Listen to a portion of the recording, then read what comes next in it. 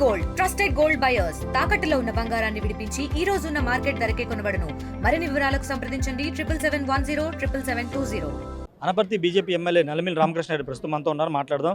Sir, ఏంటి sir ఈరోజు మాధవ్ గారి పేరు దాదాపుగా ఖరారైనట్టు తెలుస్తుంది.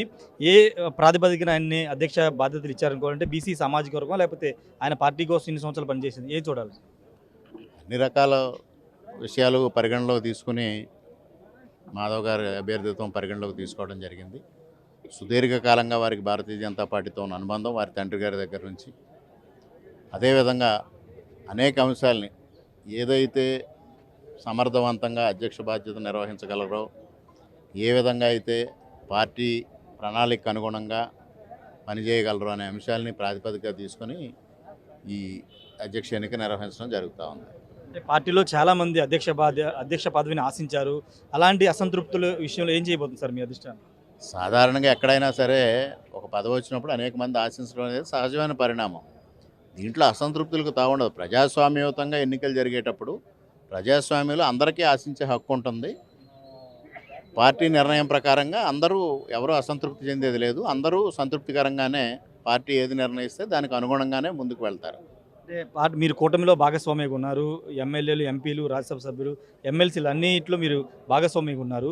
పార్టీ భవిష్యత్తు అంటే రాబోయే రోజుల్లో ఎన్నికల విషయంలో కానీ, ఎన్నికల సన్నద్ధం చేయడం కానీ ఇప్పుడు మాధవ్ గారు ఎలాంటి రోల్ పోషించే అవకాశం? ఎంత భవిష్యత్తు కార్యాచరణ రూపొందించుకోవాల్సిన అవసరం ఉంది. ఈరోజు నామినేషన్ల ప్రక్రియ పూర్తయింది. నామినేషన్లో ఒకే ఒక్క నామినేషన్ రావడం జరిగింది. రేపు లాంఛనంగా ఎన్నిక ప్రకటన అయిన తర్వాత కార్యాచరణ రూపొందించుకోవడం జరుగుతుంది. సార్, ఇంకొక ప్రశ్న. నిన్న టీడీపీ అధినేత చంద్రబాబు నాయుడు వాళ్ళ ఎమ్మెల్యేని ఇంటింటికి పంపుతామని చెప్పారు. జూలై 2 నుంచి ఏడాదిలో ఏం చేస్తామని చెప్పబోతుందని చెప్తున్నారు. మీ పార్టీ పరంగా మీరు కూడా ఏమైనా ప్రజలకు వెళ్ళే ఆలోచన ఉందా?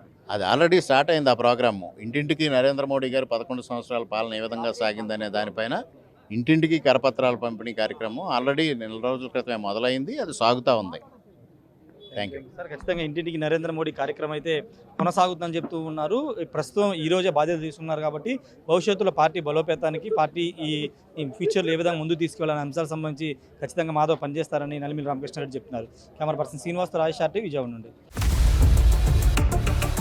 ఇండియా పాకిస్తాన్ తాజా అప్డేట్స్ కోసం డౌన్లోడ్ చేసుకోండి RTV లైవ్ యాప్.